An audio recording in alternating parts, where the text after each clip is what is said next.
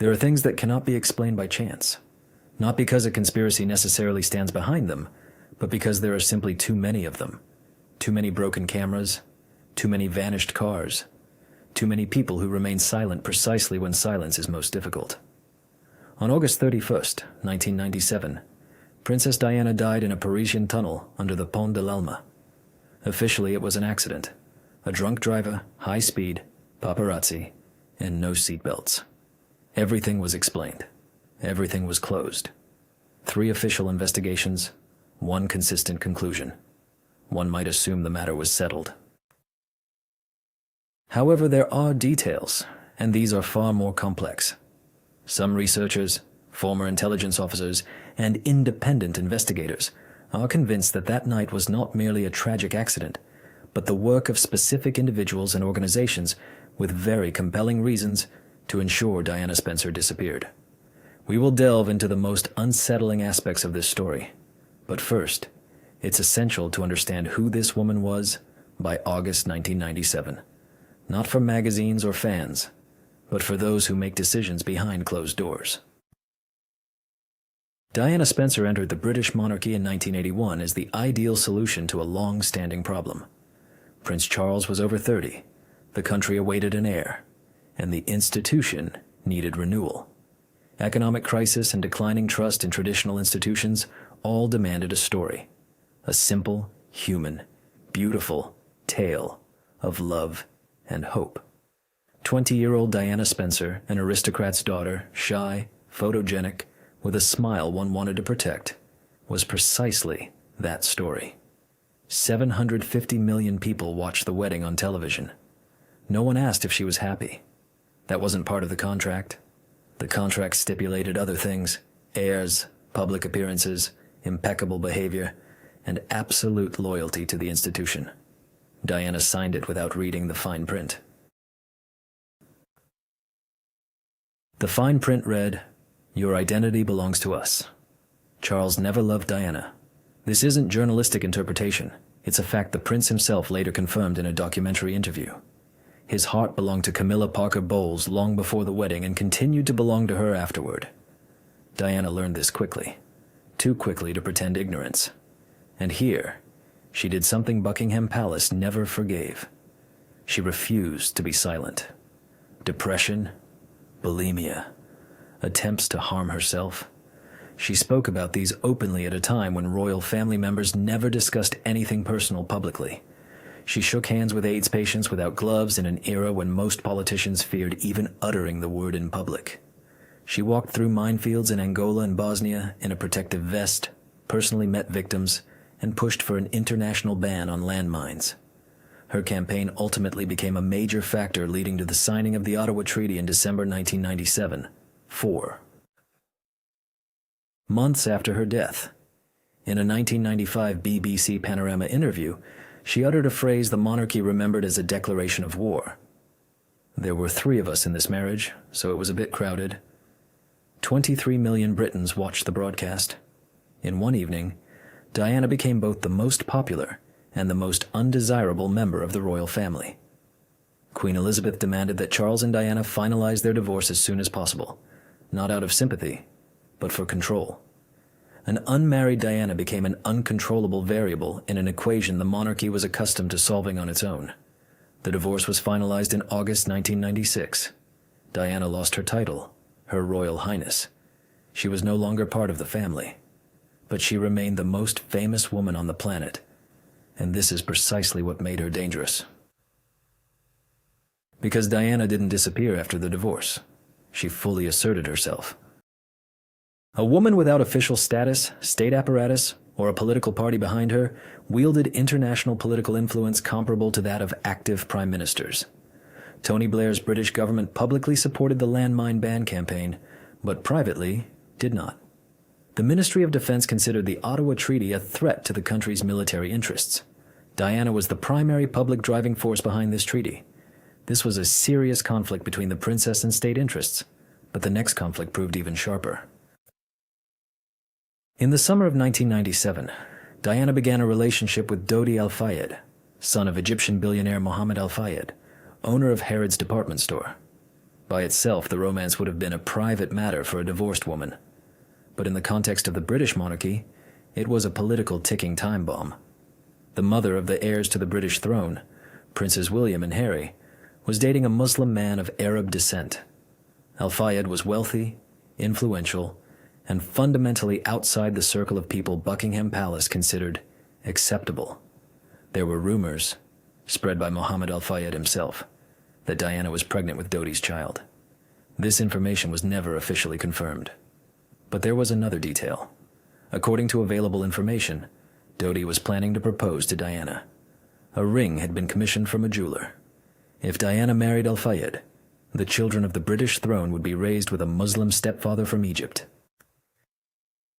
For the establishment, this was unacceptable.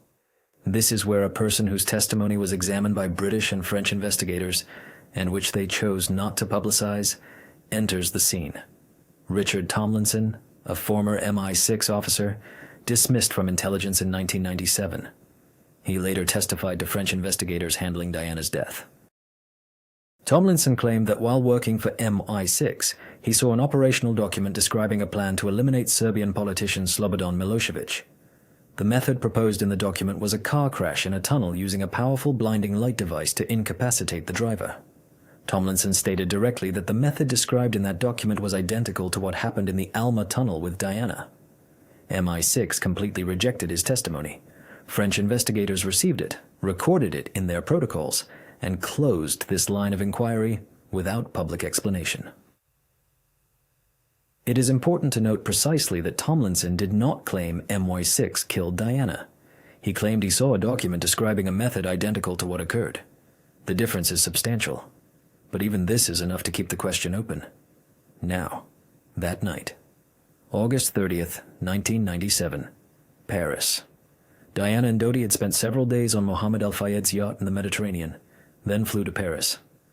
Around 6 p.m., the couple arrived at the Ritz Hotel on Place Vendôme, owned by Mohammed Al-Fayed. Diana and Dodi had dinner in the restaurant but returned to their suite earlier than planned.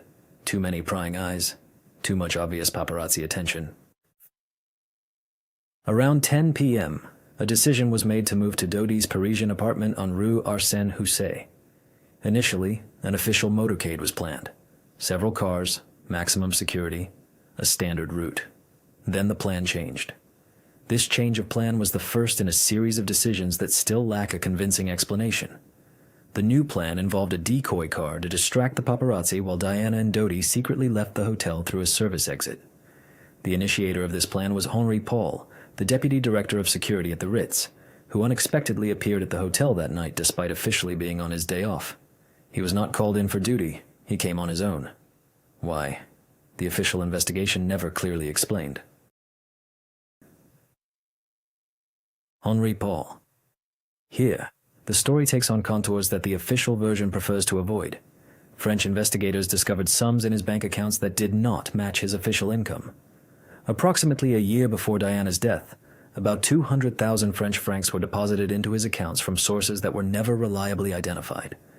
A number of journalists and independent investigators claim that Paul worked as an informant for at least one foreign intelligence service, with French intelligence, DST, and MI6, both mentioned in this context.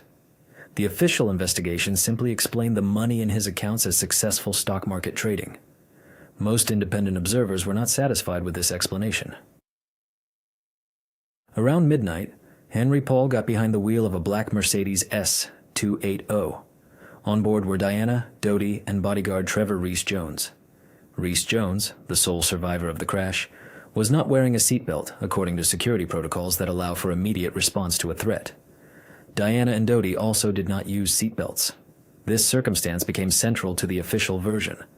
The absence of seatbelts was declared the main cause of death. But the question the official version did not address was, why did an experienced professional bodyguard allow his principals to get into a car without seatbelts? This is a direct violation of the basic protocols of any private security operation. The car left Rue Cambon and headed towards the Seine embankment. Several motorcycles and cars with photographers immediately gave chase. The pursuit was real, confirmed by numerous eyewitness accounts. The Mercedes picked up speed. The tunnel under the Pont de l'Alma is about 300 meters long, with artificial lighting, concrete pillars, and a speed limit of 50 kilometers per hour. At 0:23, the Mercedes entered the tunnel at a speed that various sources estimate between 100 and 180 kilometers per hour.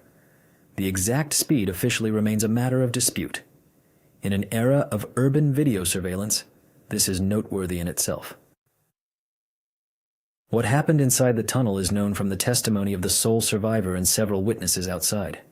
The Mercedes lost control, crashed into the 13th concrete pillar, bounced off, and spun across the roadway. Several witnesses stated that immediately before the crash, they saw a bright flash of light inside the tunnel. Not a photographic flash from paparazzi, but another, significantly more powerful one. These testimonies were recorded in the French investigation protocols. Then this line of inquiry was closed, without explanation. A flash, a tunnel, an MI6 operational document, as described by Tomlinson. The investigation chose to ignore the coincidence. Dodi El Fayed died at the scene. Henry Paul died at the scene. Trevor Rees-Jones sustained severe injuries, survived, and stated that he remembered nothing of what happened in the tunnel. Complete amnesia regarding the events of the crash. Diana was alive. Here begins a separate story, which the official version tells with particular care. Diana sustained injuries that medics initially did not consider definitively incompatible with life. The main injury was a ruptured pulmonary vein, causing internal bleeding, critical but potentially operable with immediate surgical intervention. The first ambulance arrived at the tunnel 9 minutes after the accident, a normal response time for Paris at night. Diana was extracted from the car. The ambulance departed for Pitié-Salpêtrière Hospital at 1:18 a.m. The distance is approximately 6 kilometers. At night, this would typically take 10, at most 15, minutes. The ambulance arrived at the hospital at 2:06 a.m. 48 minutes for 6 kilometers. The French emergency medical system uses a protocol of stabilizing the patient at the scene before transport, unlike the British and American practice of immediate hospital delivery. French medics insisted they stopped for resuscitation. Efforts directly in the ambulance. A number of British and American surgeons who later reviewed the medical records expressed a fundamentally different opinion. With a ruptured pulmonary vein and internal bleeding, the only chance of survival is immediate surgery. Every minute without surgical intervention reduces the chances of survival. 48 minutes in an ambulance with such an injury, in their assessment, was not stabilization. It was a death sentence. Diana Spencer was officially pronounced dead at 4 a.m. on August 31st, 1997. The official French investigation concluded in 1999 that it was an accident caused by a drunk driver. Henri Paul's blood analysis showed an alcohol level 3 times the legal limit in France. This became the official explanation for everything. But this explanation immediately faced problems. Several Ritz hotel employees who saw Paul that evening insisted he did not appear drunk. He didn't move like a drunk person. He didn't speak like a drunk person. Would a professional security specialist with years of experience, assigned to transport one of the most protected individuals on the planet, undertake such a task in a state of clinical alcohol intoxication? Then the question of the blood tests themselves arose. Paul's blood samples were stored in violation of standard protocols. Independent toxicologists who gained access to the data pointed to anomalies that could indicate contamination of the samples. The official investigation dismissed these objections. The British investigation, led by Lord Stevens, concluded in 2006. Its finding matched the French one: an accident. A public inquest in 2008, led by Lord Scott Baker, reached the same conclusion. 3 investigations, 1 conclusion. Theories of intelligence agency involvement were officially declared unfounded. But here's what remains when theories are set aside and only documented facts are considered. All CCTV cameras in the Alma Tunnel were not working that night. All of them, simultaneously, in one of Paris's busiest locations. A technical malfunction, the investigation explained. A simultaneous technical malfunction of all cameras in the tunnel specifically that night. White paint traces on the Mercedes matched the paint of a Fiat Uno.